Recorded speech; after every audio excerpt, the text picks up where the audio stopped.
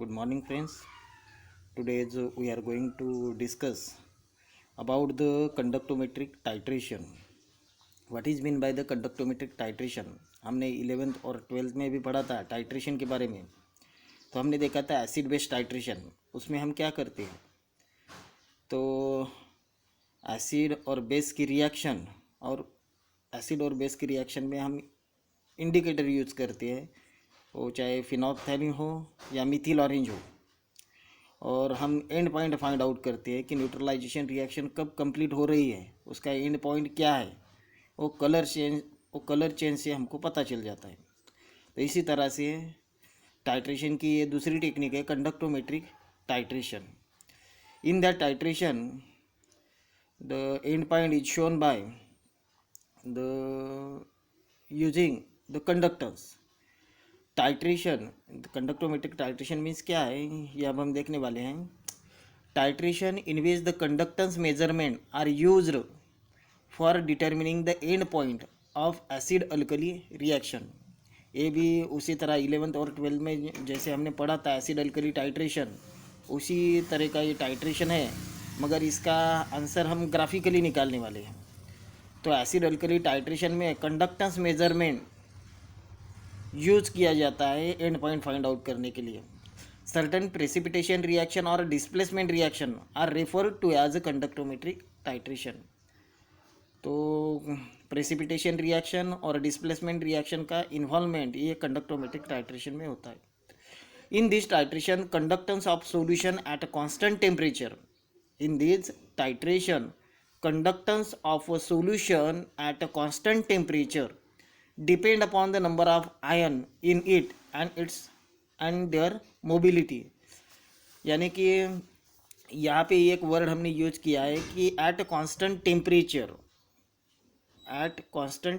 Conductance measurement at constant temperature ऐसे बोला है, क्योंकि डिफरेंट टेम्परेचर पे कंडक्टेंस भी वैरी होता है, यानी कि डिफरेंट वैल्यू बताता है. इसलिए conductance of solution at a constant temperature depend upon the number of ion present in it and their mobility. That means ये कंडक्टेंस जो है, जो हम सॉल्यूशन ले रहे हैं, उस सॉल्यूशन में जो आयंस प्रेजेंट रहेंगे उन आयंस पे और उनकी मोबिलिटी पे डिपेंड करता है. वैसे वो टेम्परेचर पे भी डिपेंड करता है. अगर टेम्परेचर कम ज़्यादा हो तो उसके वैल्यू में भी वेरिएशन आता है.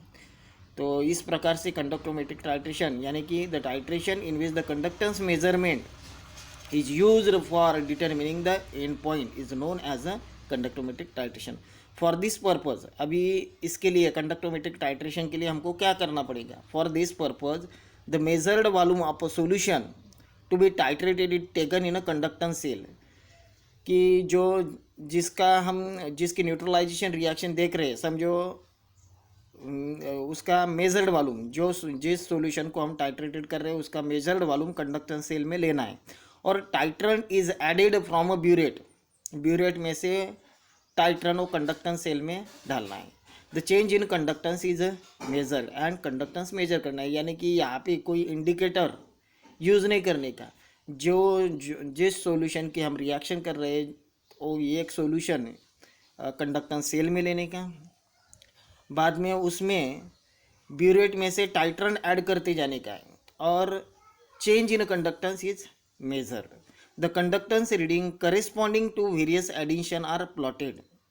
कंडक्टेंस की reading corresponding to various additions are plotted against the volume of titrant added. जैसे जैसे हम टाइट्रन ऐड करते जाएंगे वैसे वैसे हम कंडक्टेंस का मेजरमेंट लेते जाएंगे. और in this manner two linear curves are obtained. in this manner यानी कि हम अगर ये प्रोसीजर अभी बार बार करते जाएंगे, यानी कि 2 ml अगर 1 ml 2 ml 1 ml 2 ml ऐसे हम टाइट्रन ऐड करते जाएंगे, तब वैसे वैसे हम रीडिंग लेते जाएंगे कंडक्टेंस का. In this manner two linear curves are obtained. The point at which they intersect. इस रीडिंग, ये जो हम कंडक्टेंस का मेजरमेंट ले रहे हैं उससे हमको 2 कर्व मिलने वाले हैं, और वो 2 कर्व जहाँ पे इंटरसेक्ट होती है, जो 2 कर्व है वो जहाँ पे इंटरसेक्ट होती है वही हमारा एंड पॉइंट रहेंगे। तो उसके बाद हम देखने वाले हैं titration involving a strong base like NaOH and strong acid like HCl। तो हम टाइट्रेशन देखने वाले हैं स्ट्रॉन्ग एसिड और स्ट्रॉन्ग बेस में। Consider the acid is taken in a conical, consider that the acid is taken in a conical flask. तो हमने acid ले लिया कोनिकल फ्लास्क में, पहले कोनिकल फ्लास्क में HCl एसिड लेना है। While the base is in the burette, base हम ब्यूरेट में भरने वाले हैं, एसिड हम कोनिकल फ्लास्क में ले रहे हैं। The solution at first contain H positive and Cl negative ion. Conical flask में जो एसिड है उसमें दो प्रकार के आयन रहेंगे, H पॉजिटिव आयन और Cl negative ion. Since H positive ion have highest mobility, therefore the conductance of the solution is mainly due to H positive ion. That means जो कोनिकल फ्लास्क में है उसमें हमारा HCl solution रहेगा। HCl में दो ion हैं, H positive और Cl निगेटिव। तो H प्लस आयन की मोबिलिटी ज़्यादा होने के कारण वो कंडक्टेंस ज़्यादा बताएंगे, क्योंकि conductance is depend upon the mobility और number of ion. Number of ion भी ज़्यादा रहेंगे और उनकी मोबिलिटी भी ज़्यादा है, इसलिए कंडक्टेंस भी HCl सॉल्यूशन का ज़्यादा रहेगा। The addition of sodium hydroxide is represented. अब उसके बाद हम ब्यूरेट में जो सोडियम हाइड्रोक्साइड भरा हुआ है उसकी एडिशन करने वाले हैं। तो सोडियम हाइड्रोक्साइड जैसे हम ऐड कर रहे हैं तो जो रिएक्शन उनमें होंगी वो नीचे दी गई हैं। H positive ion plus Cl negative ion, ये हमारा कोनिकल फ्लास्क में रहेगा। हम ऐड कर रहे हैं ब्यूरेट में से Na पॉजिटिव और OH निगेटिव आयन, यानी कि NaOH सोडियम हाइड्रोक्साइड हम HCl में डाल रहे हैं तो Na पॉजिटिव और OH निगेटिव आयन। तो ये OH निगेटिव आयन ये क्या हो जाएगा, कंबाइन हो जाएगा H प्लस के साथ। OH negative ion combine with H positive ion and it gives water molecule, it gives water molecule. मगर ये रिएक्शन अभी OH negative ion H positive के साथ कंबाइन हो जाएगा, यानी कि जो कोनिकल फ्लास्क में HCl सॉल्यूशन था उसमें से H पॉजिटिव आयन कम हो रहे, H पॉजिटिव आयन कम हो रहे, यानी कि कंडक्टेंस भी बढ़ेगा कि कम होगा। तो H पॉजिटिव आयन कम हो रहे क्योंकि वो कंबाइन स्टेट में रहेंगे, H और OH ये दोनों मिलके वाटर मॉलिक्यूल बनेगा। तो H पॉजिटिव आयन कम होंगे। तो H पॉजिटिव आयन कम हो रहे हैं तो कंडक्टेंस ऑटोमेटिकली कम होते जाएगा। As the sodium hydroxide is mix it gives OH negative ion by which the H positive ions are removed in the form of slightly ionized water. That means this OH negative ion combined with H positive ion and it gives a slightly ionized water. That means it is converted into a water molecule. That means lastly H positive ion is decreases. ध्यान में रखो कि H positive ion क्या हो रहे हैं, decrease हो रहे हैं। Why? Because it combined with OH negative ion to give water. Hence the conductance will also decrease. Since the Na positive ion have not much mobility, अभी H प्लस के जगह पे अभी कौन आ जाएगा, Na positive ion. But this Na positive ion have not much mobility. At the neutralization point the solution contain Na positive and Cl negative ion. जब सारे H पॉजिटिव आयन खत्म हो जाएंगे, सारे H पॉजिटिव आयन क्या होंगे, खत्म हो जाएंगे। कैसे खत्म हो जाएंगे, जो OH निगेटिव आयन के साथ कंबाइन हो जाएंगे। तो सॉल्यूशन में सिर्फ दो ही प्रकार के आयन बचेंगे, Na पॉजिटिव आयन और Cl negative ion, and they will have considerably less conductance than the original value. Solution में पहले H positive Cl negative ion थी, हमने डाला NaOH, Na पॉजिटिव और OH निगेटिव आयन उसमें मिल गए। OH negative ion H positive के साथ कंबाइन होके स्लाइटली आयोनाइज वाटर मॉलिक्यूल बनते गए, यानी कि H पॉजिटिव आयन का कॉन्सेंट्रेशन कम होता गया। फिर सॉल्यूशन में क्या बचा, H और OH तो निकल गए, तो सॉल्यूशन में बचा सिर्फ Na पॉजिटिव और Cl negative ion. And this Na positive and Cl negative ion have considerably less conductance than the original value. If a drop of sodium hydroxide is mixed after the neutralization point, अगर total H positive ion remove हो गए, उसके बाद हमने NaOH solution थोड़ा सा भी 1 drop sodium hydroxide अगर मिक्स करते हैं after neutralization point, there will be a small concentration of OH negative ion, and therefore conductance will decrease, conductance will increase as the why H positive ion खत्म हो गए। अभी हम NaOH फिर से थोड़ा अगर ऐड करते हैं तो उसमें OH नेगेटिव आयन का कॉन्सेंट्रेशन बढ़ेगा।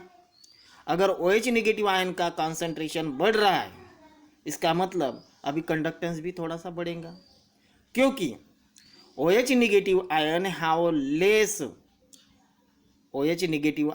a second highest mobility as compared to H positive ion. H positive को highest mobility, मगर थोड़ी सी less mobility OH negative ion की है। इसलिए अगर OH negative ion after neutralization point when we have to add the OH negative ion again, then because of the second highest mobility they will also show some increase in a conductance value.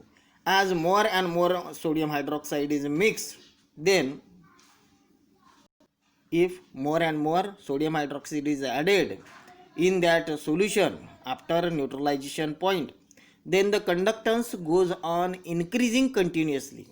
As such, on plotting the conductance value as an ordinate against the volume of alkali added as an abscissa, we find two straight lines. The point of intersection provide the end point. तो इस प्रकार से हम graph plot करने वाले हैं।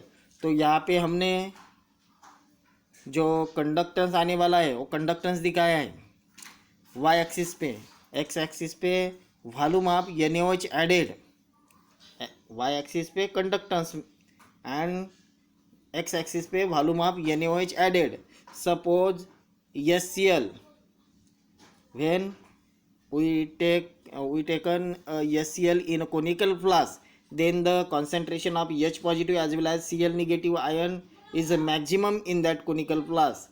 Then if we measure the conductance, then these conductance have a highest value. If the concentration of, if we add the NaOH in that conical flask, then the concentration of H positive ion is decreases. Therefore this value, this conductance values is decreases. Therefore one straight line is obtained in such a way. One straight line is obtained in such a way. After when the H positive ion concentration is totally removed, then the neutralization point is obtained. This is the neutralization point when we have to add some NaOH again. Then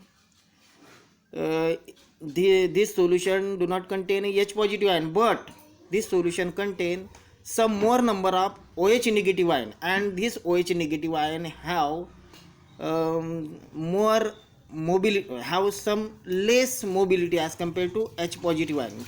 That means यहाँ पे OH negative ion का concentration बढ़ रहा है, तो ये जो conductance मिल रहा है हमको, ये OH नेगेटिव आयन की वजह से मिल रहा है। तो उसके लिए ये सेकंड ग्राफ ऐसे मिलेंगे, यहाँ पे स्ट्रेट लाइन ऐसी।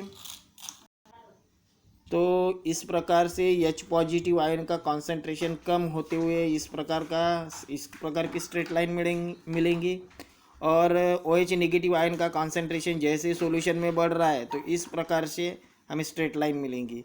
ये जो दोनों भी स्ट्रेट लाइन जहाँ पे इंटरसेक्ट हो रही है, this point of intersection of two curves is known as a end point.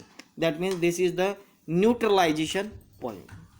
तो इस प्रकार से कंडक्टोमेट्रिक टाइट्रेशन क्या होता है, और उसमें स्ट्रॉन्ग एसिड और स्ट्रॉन्ग बेस में कंडक्टोमेट्रिक टाइट्रेशन अगर हम करते हैं तो किस प्रकार से हमें कंडक्टेंस मिलता है, और इसका एंड पॉइंट कैसे फाइंड आउट किया जाता है, ये हमने देखा है।